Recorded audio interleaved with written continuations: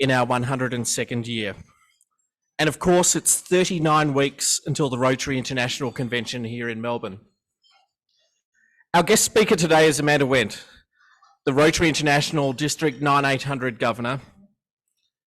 I was going to say also here is your partner Greg, but he's unable to join us today. That's right. Past Rotary International President Ian Risley regrets he's unable to join us today. He sends his apologies, but he also sends his congratulations to the club and Amanda on this auspicious occasion for our club's first district governor in 47 years. Amanda will be more fully introduced shortly, but in the meantime, please acknowledge and make our district governor welcome.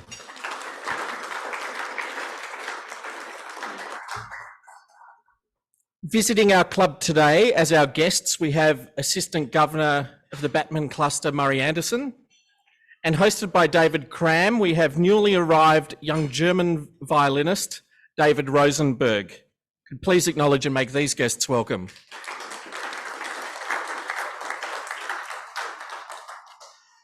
We have visiting Rotarians, visitors and guests of members, both online and in person. So I invite you and your host to stand when your name is announced and ask that you please remain standing to enable the club to welcome you in a collective manner. Visiting our club internationally today, we have Aparna Sunku, who's the president of the Coimbatore Smart City Rotary Club in India. We also have visiting Australian Rotarians, Ros Clowes of Mount Waverley and Loretta Crew, also of Mount Waverley. And we have Aviv Palti of the Rotary Melbourne Passport Club. Guests of Rotarians, we have Karen Kim, who's a guest of Carol Bond. So could you please join me in making all of our visiting Rotarians, visitors and guests welcome.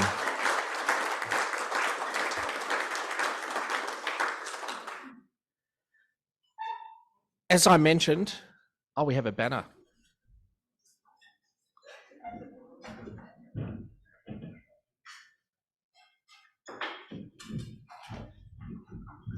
Aparna, if you'd like to come and join me. So we have a banner of the Rotary Club of Melbourne and a Rotary Club of...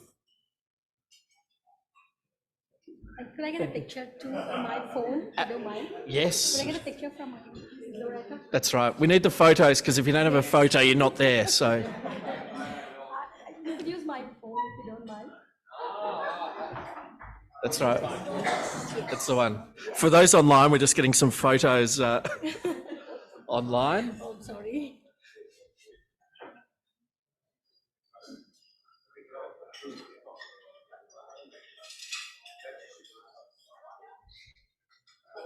Thank you. Thank you so much, That's wonderful. President. It was wonderful meeting Oh, you. good. Yes. I'm sorry we don't have the... Thank you, Bea. That's wonderful. Thank you. so much. Very good. Thank you.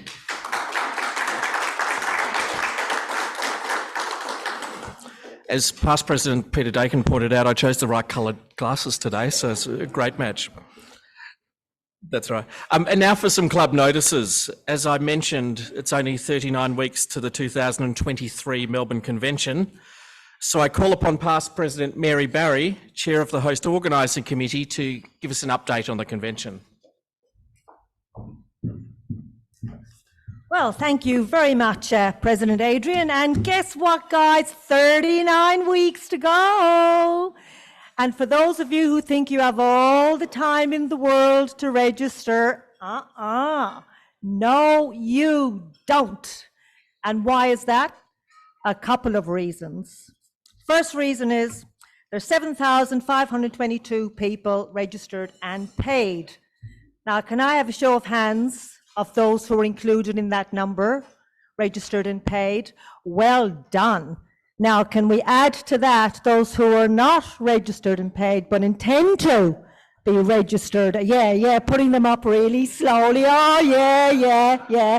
Almost embarrassed over in this corner here. Yes, very embarrassed. That's what I like, name and shame. Okay, now we do have a dilemma, and I'm very pleased to see so many of you are registered. Out of the 7,521, we still have America leading us. Now, that is not a good sign, because Rotary International have told me that at this time, in pre-conventions, the home country was leading the charge. So there. So the Americans are 2,500. We are 1,660. Now we can do a lot better than that, because do we want our convention full of accents from America when we have fabulous Australian accents over here? So let's get out there, let's get registered. And for those of you who think you have plenty of time, don't forget the fee goes up by $100 American on the 16th of December. So for those of you who put your hand up and says, oh, I haven't registered yet, you will pay an extra $100 for the privilege in December. So why not register now and get the same thing for $100 less? So from District 9800, we have 240 people. And from India, for our Indian colleague here today, we have 236. But we do know there's a big Indian contingent coming. So if you could spread the word to them about the fee going up in December and get them to register now so we can get the numbers up. We have wonderful events planned. It's going to be the biggest event in Melbourne for an extremely long time. You don't want to miss out. We have a night at the museum, we have a night at Flemington, we have the streets of Melbourne happening, and we have, of course, host hospitality. Now, our home hosting is booked out in terms of delegates who have booked in for home hosting. We need more home hosts because our overseas delegates haven't had home hosting for many years, and they are all looking forward to visiting you in your home, where you can host up to 8 people, and if not more, if you have the room. So please, if you want to host delegates in your home, please register now, because we are crying out for more home hosts. So watch this space, and I'll keep you informed as we move forward, and I hope to see more hands up next time for those who have registered and paid, so we can get the numbers up there. Okay, so watch this space, folks. And it is going to be so exciting. You don't want to miss.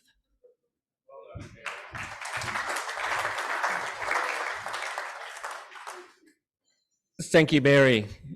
Book now. I'm delighted that as the sort of the months go on in this Rotary year, with many members being away or for many other reasons, that we're slowly sort of building the numbers back here at the Sofitel. In particular, I'd like to acknowledge 2 members who are here with us today who haven't been here for a while, and it's great to see you here. And that's Ross Scholes-Robertson. Ross, wonderful to see you here today. And also to Bob Burgess. So Bob, it's wonderful that you could make it back as well. We've also had other members who've been travelling around a little bit, and Jim Barry, I know, has been away. So Jim, are you able to come up briefly and let our members know where you've been?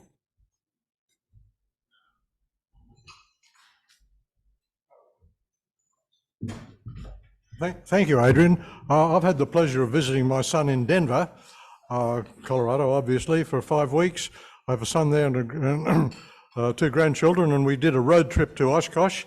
I'm a keen aviator, and so we had a few days camping at the Oshkosh Air Show, the world's biggest air show. I bring you greetings from President Cindy and the members of the Cherry Creek Rotary Club. I was able to present them with one of Melbourne's banners, and they're a wonderful little club full of powerful older ladies, and the joint really rocks. I was able to take part in their annual main fundraising event, their golf tournament, and I manned the 7th hole watching for a hole in one. They didn't get one. Well done. Thank you very much, Jim. Thank you, Jim. I guess if we've got any single male members out there, then was it those older ladies of Cherry Creek? Maybe it's worth a visit. It sounds fantastic. I've got a few more notices today. Once again, just about the nominating committee. As previously advised, the date of the annual general meeting has been fixed as the 16th of September this year. Formal notices, it says November, I said September. Thank you. It's good people are listening. So 16th of November 2022. Formal notices will be issued in due course. The setting of the date of the annual general meeting triggers a series of events starting with the forming of the nominating committee. I'm pleased to announce the makeup of this year's nominating committee. Joining me on the committee will be past President Kevin Sheehan and Reg Smith. From the board, Mark Lesser and Peter Davis. And we're still to announce the 3 elected member positions. So we'll announce them shortly. Thank you to those members willing to serve. Recently, I sent an email out to all members about the Rotary International Zone 8 regionalisation project, and that the vote for all clubs will be coming up later next month. Within the email that I sent, there were links to videos, the website, and a whole lot of information about it, so you're prepared for the vote. But next week, we will also have past District Governor Peter Frew of our district, who is also co-chair of the Zone Regionalisation Project, who will come for a brief Q&A session. So please be prepared beforehand to read through the materials or watch the webinar so that you can ask the Q&A at the time. A final notice about Around the Bay, a reminder that pledge sheets are on your tables to sponsor our Around the Bay riders. All sponsorships are tax deductible and support our annual fundraising for the Smith Family Learning for Life program, which we heard about last week, ultimately benefiting the underprivileged kids at risk of a premature departure from their education. Now onto the raffle. I will draw the raffle. And Jim, fantastic, and share this with the ladies at Cherry Creek. Thank you. And now to the business of the day. It's an historic day to welcome our District Governor, Amanda Wendt. Amanda makes a very special visit to Rotary Melbourne, her home club, as our club's first female District Governor, our first Governor in 47 years, and our 10th in our 102-year history. She follows iconic members and past District Governors of our club, including Sir Angus Mitchell, Barton Hack, and Frank Newman. Amanda is an engagement specialist who assists businesses to thrive by leveraging their relationships with customers, staff, and stakeholders through her agency, Matter. In her field of marketing and communication, she has worked internationally across diverse industries, including financial and professional services, health, not-for-profit, public sector, including for an Australian federal senator. Amanda is a founder of Net Positive, a social enterprise that helps connect family safety agencies with practical and urgent resources such as storage, clothing, and personal items for victims. Amanda is a proud member of Rotary Melbourne, and in 2016 was awarded a Paul Harris Fellow from Rotary District 9800. I first met Amanda in 2012 when I was the Assistant Governor of Heritage Cluster, and she was the Club Secretary of the Rotary Club of Melbourne Park. She's grown an extensive Rotary CV since then, including becoming President of Rotary Club of Melbourne Park in 2016. She was a Director of the Rotary Club of Melbourne in 2018. Within District 9800, she served as a Community Engagement Mentor for the Victoria Police Mentoring Program, as a committee member for the Vocational Services Committee, as a Rotary radio presenter, as the Director of Public Image and Communications, and the Assistant Governor of Stonington Cluster as well. For Rotary International, Amanda has been a member of the Rotary International Communications Committee based in Evanston, and she was sponsored to attend the Rotary International Convention Young Leaders Summit.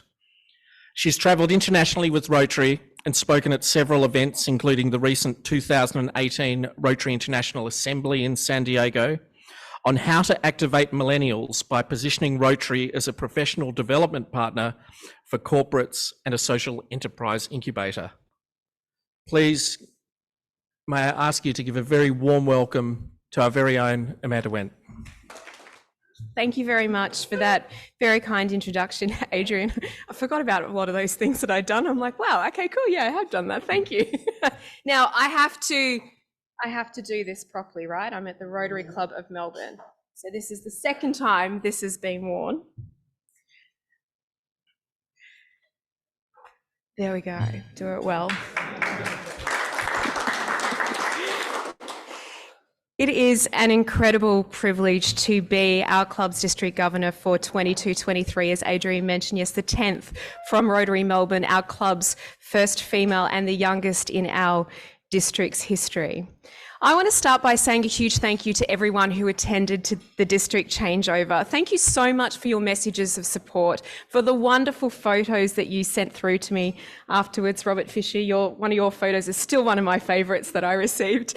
And for just generally getting into the vibe of the afternoon. Now, I won't name the member, but I did have someone come up to me, sort of arms in the air, dancing away, saying, "I've never actually danced at a district changeover before, and my God, this is so much fun." So I have to say that actually seeing everyone have fun at the district changeover was an absolute highlight for me, and I appreciate that we all hold our roles in Rotary in high esteem, and we dedicate a lot of time to giving back. So seeing you have so much fun was phenomenal. Let's keep having fun in Rotary. What an incredible ride we've been on in the last few years, celebrating, of course, our centenary and this club's enviable legacy, and now looking to the next 100 years with the International Convention, in particular, coming in May. Now, I was actually lucky to make it to the Houston Convention. I have to say, I could not go anywhere without people wanting to talk about Melbourne. I'm absolutely ready for my travels agent's license now. I mean, I was just on fire. It was great. Can I tell you, the excitement that is building internationally for this event is just phenomenal. And as Mary has mentioned, yes, it is the biggest convention Melbourne will have seen. It is the biggest Rotary event that I say all of us, including me in the room, are likely to actually see on home soil in our lifetime. So I do really encourage you all, like Mary said, to get in and buy those tickets and be part of it. You don't want to have any regrets when it comes to this event. But I do also appreciate that there is a lot of effort that goes in behind the scenes for this, and that's been occurring for many years. And it's been made possible by the time and talents of so many people, but especially past and current members of the Rotary Melbourne. So thank you for that. The first few months of the new Rotary year are always filled with much excitement and activity, gaining traction and momentum on key initiatives. And I have to say that's very much a shared experience across the clubs in the district. It's really wonderful to touch base with the club's board before the meeting today to hear about all the wonderful plans you've got building on your signature projects, and certainly talking about the ways in which the club is responding to changing trends in volunteering. As always, this club has just such terrific leadership, and I do wish you all the very best of luck with your goals this year, Adrian, and your board. And I look forward to continuing being one of the club's biggest cheerleaders. I was invited to a Rotary event 12 years ago by an ambassadorial scholar named Roger, who said to me, "I have some people that I want you to meet because I think you're going to like them." Well, neither Roger nor myself could ever have anticipated the impact that meeting was going to have on both of us. Roger himself actually ended up returning to California and eventually joining Rotary. But in those first crucial years of membership, I kept returning to my club week after week for two reasons. First of all, Rotarians talked about ideas and what they were going to do. They are people of action. My knowledge was rapidly expanded as I was learning about microfinancing in Mozambique. I was learning about how different agencies up in Brisbane were working together to combat homelessness. And I was doing a lot of hands-on volunteering at a local disability facility. Secondly, at that point in my life, which was very early career, I had only been surrounded by one particular type of leader, and I've got to admit it wasn't really the kind that I aspired to be. But then I came to Rotary and I met people who had incredible integrity. They were humble, they were inclusive, they treated me as a peer from day one, and by God, they knew how to have fun. And it really opened my eyes to what was possible in leadership. You know, if you were the kind of leader that volunteers wanted to follow, well, that was a completely different ballgame, which is why I believe community leadership is the highest calling there is. So we should never underestimate the value that we bring not only to our communities, but also to our members. Now, I'm often asked why the role of governor and why now? It's a slippery slope, is my short answer.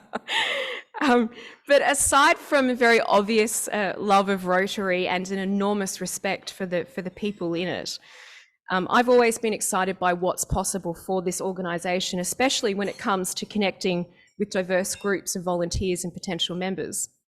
Prior to being governor, as you just heard from Adrian, I have been very fortunate to hold several roles at a club, district, zone and international level. And yes, I have been very fortunate to travel all around the world in the name of Rotary. And all these experiences have just provided a really tremendous insight into the organisation, the wider landscape of volunteering and what people are wanting from their experience through service organisations like Rotary. I spent my DGN year consulting a variety of clubs and members throughout our district, across Australia and certainly across the world. I spoke with senior Rotary leaders. I spoke with staff who were very kind enough to share with me some phenomenal research that they've been commissioning. And the number one piece of feedback, hands down, that came back from all of that consultation was people wanting to connect with more volunteers from across the community. And when I say number one piece of feedback, I mean, it was that, then it was daylight, and then there was everything else. So it was very loud and clear. And I have to say, what a very timely imperative. The official membership numbers for our zone were released about 2 weeks ago, and our district's membership on the 30th of June 2022 was 1,943, falling below 2,000 members for the first time in living memory. Now, this indicates that many of our clubs are continuing to struggle to attract and retain members, while we know that a few did come out ahead. And while I understand that that kind of statistic in this conversation is confronting and we conventionally brave face this issue, I like to say that responsible organisations acknowledge their circumstances and take action to improve them. In this case, say immediate action. RI President Jennifer Jones has challenged us to imagine Rotary. She says that in order to live in the kind of society you want, you have to help build it. Can I say this also extends into the kind of Rotary that we want? Encouragingly, 3 in 10 Australian adults volunteer. So this makes our task one of connecting with a vast community of 6 million keen volunteers. Now, we don't need to convince anyone in this category to volunteer. We don't even need to strategize it. We don't even need to get telling our story part of it right in order to start. We simply need to offer the projects and experiences that these volunteers expect. And we've proven this. So at District Changeover, for those of you who were there, we launched Growth Action Plan, which is our district strategy for 22-23. And it's supported by a capability, or in other words, a learning and development platform called growmyclub.org. Now, growmyclub.org was purpose-built from scratch to deliver on the strategy, and it is, to date, our district's most engaged learning and development platform with over 5,500 page views, which clearly indicates that it's gone well beyond our district and is now used by people all across the zone. And it supports our clubs to connect with more volunteers from across the community, to convert those participants, those people who do come to volunteer, into members, and crucially to develop them into community leaders.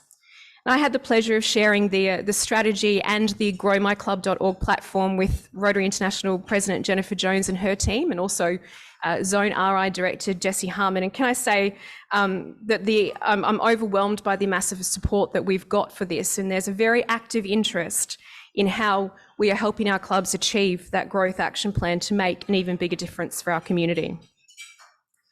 So in terms of the service space, to support our clubs to connect with more volunteers, our district service director, Lily Teichman, has been working with around 20 clubs to adapt or start projects that are meaningful, hands-on and convenient.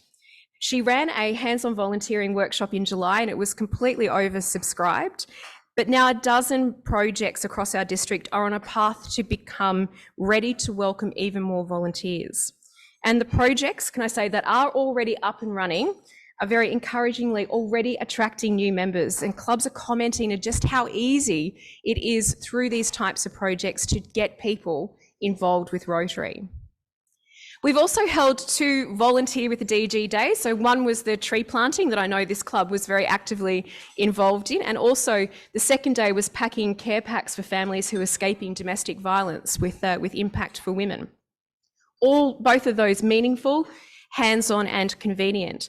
And I have to say, we have seen such fantastic Rotary participation, but not just that. What's been really, truly inspiring are the number of people who are not Rotarians, who have found out about these activities online and who are joining us on those days.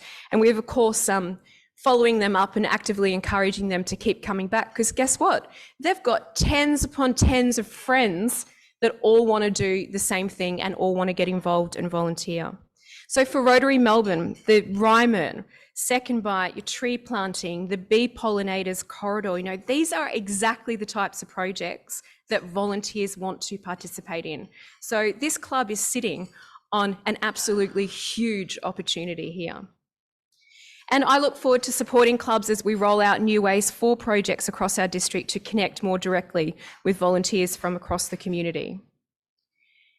Now, to convert those participants into members, our District Vocational Service Director, Sarah Overton, is working with clubs to promote Rotary's Vocational Advantage. This is our opportunity to connect with volunteers who seek the personal and professional development. So we're talking the soft skills, the board and leadership experience, and the mentoring. I have to say, Rotary, as Adrian alluded to, I've been talking about this for years, because Rotary is the clear leader in offering this. Because of the strength of the vocational service, which experienced members, just like everybody in this room, already deliver. And offering more opportunities for our Rotarians to mentor these newer members just helps engage and retain these incredible and valuable existing members. So we've introduced a new DG Mentorship Award, and these are already beginning to acknowledge that really effective relationship between these newer members and experienced mentors within Rotary. And in actual fact, just 2 days ago, we received a nomination from a newer member who said, if it wasn't for Rotary and if it wasn't for my mentor, I would never have had the confidence or the courage to apply for a promotion at work. And he said, guess what? He goes, I got the promotion, and it would never have happened without Rotary. Now, stories like these, can I tell you, they're not one-offs. I hear them all the time from members. Again, this huge opportunity that clubs, and in particular Rotary Melbourne, have in order to tap into this. And again, I look forward to supporting clubs as we roll out lots of examples of Rotary's vocational advantage for clubs to learn from, to recognise that within your own club, and of course to promote to new members. So yes, despite our challenges, I'm excited by what's possible for our clubs. I'm excited by the opportunities that we have to connect with even more diverse volunteers by, quite frankly, doing what we do best in hands-on and vocational service. And I'm excited by the groundswell of action that clubs are taking in this space, which is why I think it's just the most terrific time to be able to represent Melbourne as governor of this great district. Now, finally, I do wish to, I understand that there's questions that people have as well, but before we get to that, I do wish to thank some people who have been really integral to my journey over many years. And these are people who I've worked with closely, who I've really looked up to, who I've learnt so much from, and who generously give their time and advice. So I do want to give very special thanks to Robert Fisher, Mary Barry, and Adrian Nelson. So thank you. when RI President Jennifer Jones was in town back in April, I was fortunate enough to have dinner with her, and we were talking about this vocational advantage that Rotary has. And I mentioned to her, I said, I reflect upon the people that I'm very fortunate take my calls when they see my number come up on their phone. Thankfully, they don't hit reject. And I said to her, I do often reflect on that and think, well, because I was originally from Brisbane, so I came to Melbourne 10 years ago now. And I remember, Melburnians do networking quite well. Actually, Melbourne's quite a tight community. And I did say to Jennifer at the time, I said, you know what, I absolutely believe that if I came to Melbourne and I wasn't a member of Rotary, my paths would have crossed with the Roberts, with the Marys, with the Adrians, with everybody else in this room at some point. I said, but upon reflection, would I have actually had the ability, though, to just call up any of those people at any time and have the conversations that we do? Probably not. And I said to her, for that, I'm truly, truly thankful for Rotary and what that gives me. I have an extra special thanks to David Carruthers, our District Treasurer. In addition to still maintaining his very significant commitment and role as Assistant Treasurer of Melbourne, he's bringing some just phenomenal innovation to the role of District Treasurer. I've lost count of the number of people who've commented to me about how brilliant David is, and of course none of us in this room are surprised by that comment at all. I almost feel like I have to start some David Carruthers fan club. I mean, it's getting a little out of control. Yes, thank you. Applaud David, yes. So when we talk about learning a lot from someone, I definitely, absolutely include David into that mix. And our district is so fortunate to have someone of his calibre in the role that he is in. David was the first team member that I recruited. I got in very early on that one because I knew he'd be in high demand by others. But he certainly set the bar for the rest of the team. And of course, I just, amongst everything else, just appreciate your sense of humour so much and that laugh.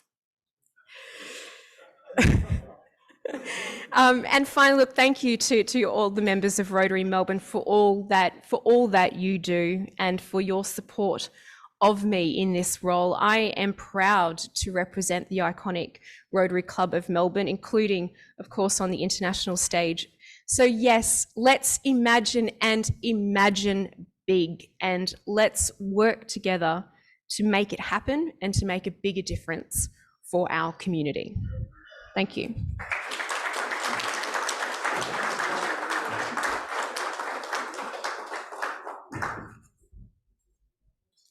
Questions? Yeah, you can take over. That's Okay, right. Maybe we're I'll doing answer it. That's right. Amanda's kindly agreed to be able to take any questions, so I open it to the floor. When you speak into the microphone, sort of speak clearly and say your name. Thank you. Right. Hello, Amanda. I'm Aviv from Rotary Passport Melbourne. Nice to see you again. Just a quick question. You've been in the role. You're a mould breaker to get into the role. What would be one of your biggest challenges you'd found since you stepped into the shoes? I say my biggest challenge would be a challenge experienced by I reckon Adrian and a lot of other people in this room. It's at the moment, I say it's absolutely the balance between Rotary and every other aspect of my life, including work. So that is the other question I get asked a lot as well. Are you still working? Yes, I am still working, and I am determined to still work. I think that's important to be able to show that you can actually still work and pull an income and undertake the role of district governor. But that's it's a balanced question. But I've got a phenomenal team that helps carry that load, which is great. Amanda, Bernie McIntosh. As you wander around the district and all the clubs, yep. Which club has surprised you the most, and which project has surprised you the most? Oh, great question. I have to say, so we just came off it is a while ago now, just off the back of the changeover season. So Greg and I did about, I think, just over 20 changeovers. So we had 3 weeks where it was every night and sometimes lunch and morning. But that gave us the most incredible opportunity to go and actually see some clubs that we hadn't necessarily seen before. And I ended up it wasn't planned, but as it just so happened, the cluster that's out in the west, we ended up attending all of those changeovers, and they just blew me away. I mean, there was one, it was Hoppers Crossing. They had a dance floor starting before the thing had even begun. So that, and I walked in, I'm like, okay, this is my kind of club. I can, I can get on board with this. That's fine. So, but that was just the way they were. And they brought, of course, this wonderful African elements to it. And there's just so much diversity. And it was just a completely different way to do Rotary out there. And I think that's actually what's really lovely about going around, is that every club has its culture. Every club has a way that it does things. No two clubs are different. And it just goes to show that there's a home for everyone in Rotary. In terms of the project, I'm going to say that the Piggery project from this club that we just heard about in that board meeting, and the, you know, all the different complexities that you're working through and having great success with, and I so look forward to continuing to hear how that goes. So thank you, Peter, for bringing that project to the table. As mentioned, it was one of the first district grants that I had the pleasure of giving a big tick to, so that was extra special as well. But that is the Piggery project from here, I've got to say, is one of the best ones so far. Yep. Any more? Robert. DG, I'm sure you have many challenges this year, but if there's one thing that you want to achieve over all others during your year as DG, what will it be? Great question. I would love for, I'll start and say every single club, but I'll go at least every single cluster to have a meaningful, hands-on and convenient project up and running, so that we can collectively start actually attracting volunteers. I'm talking at scale into these things. So we, like I mentioned, we know that we're getting, without even trying, without even advertising, and I plan on fixing that. But without even advertising, we're already just by default bringing people in that share the same values as us, want to get involved, want to volunteer, and I want Rotary to be seen as the absolute #1 organisation, people who do want to volunteer and give back, where they go to. But that only happens if we've got these projects up and running in order to point these people to. So that is my #1 goal for this year. Yep. Amanda, Peter Hollingworth, thank you very much for an extraordinary, inspiring speech. There's one little thing that I'd like my ageing brain to grasp, and that is the connections between vocational service and volunteering and the clubs themselves, particularly in relation to our goals and objectives and values. Yep. I'm just wondering, we need to find some kind of articulating path so that those whom we're engaged with, who are not yet part of Rotary, how they can begin to see it unconsciously as part of something they might consider doing in their later years of wherever they're at. Yeah, 100%, 100%. And I'll just say and I'm happy to share the link around, because it is actually a great, really first-hand account. I'll say from the side of it of, I'll say a younger person in their 30s, and what that vocational means to them and how that was a real turning point and selling point for them on Rotary membership. I'll share that article because I think it's a really terrific first-hand account. But to your point, Peter, you know, I look at this room and I just see so much expertise. I see so much insight. I want everyone in this room to understand that what you bring to the table, whether you are conscious of this or not, is highly, highly valuable to people who are outside of Rotary wanting that personal and professional development. Like I mentioned, I've benefited from it significantly myself. Go find any other younger, I say younger, I don't feel that young some days in this role, but I'm going to say younger person who is a member of Rotary, and they will tell you the exact same thing. It's a really huge, it's a huge selling point, and it's so valued. So please know that. Please know that. Good. Cool. Thank you. Just stay up on the stage. Stay there. Well, isn't it wonderful to finally have one of our own as the district governor? It's taken us 47 years, but it's been worth the wait. Thank you very much, Amanda. I'm sorry Greg couldn't join us today, but we've got a couple of things for you. Whoops, sorry. Now, we don't normally give this to just any regular guest speaker, but we thought it's a special day. It's a historic day in our club. And so here's some lovely flowers for you. Really So appreciate that. thank you. But not to be outdone, and maybe Phil, here we go. And look, Phil's not usually up on stage. And very specially as well, we actually have Phil presenting his. There's still 200% Australian owned, or is it higher now? No, higher. It's 300% Australian owned.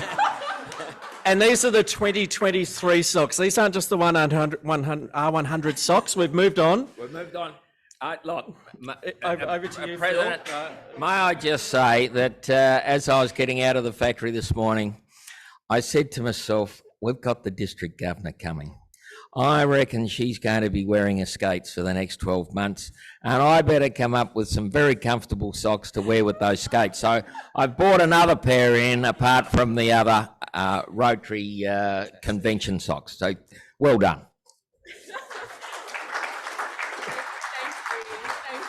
Thank you. Can I just say, You so may. I came here today to get Phil's socks. So thank you. It's fantastic. And look, Amanda, the other thing, I've never seen David Carruthers blush before as well. So that was a very, he's still doing it now. Sorry, David. That's right. Thank you so much to all of our visitors and guests for attending today. Thank you to our MC and sockman, Philip Endersby, and also for his reflection, Peter Dakin. To our lunch setup and reception teams, thank you. And as always, if you can stay back a few minutes to assist with the pack up, they would very much appreciate that. So on to next week. A reminder at all that we meet here at number 35 at the Sofitel for lunch. And I'm really excited about next week. Our guest speaker is Professor Andrew Pask, who's from the Biomedicine Department of the University of Melbourne. He's the head of Thylacine Integrated Genomic Restoration Research Lab. And you may have read about him recently in the paper. And he's going to speak about bringing the Tasmanian tiger back to life. So I think this meeting is going to have very broad appeal. It's going to be controversial, and I urge you to consider inviting a guest that may be interested to hear about it. But please make sure you come as well. And with that, I ask you to stand, and we close the meeting with the National Anthem.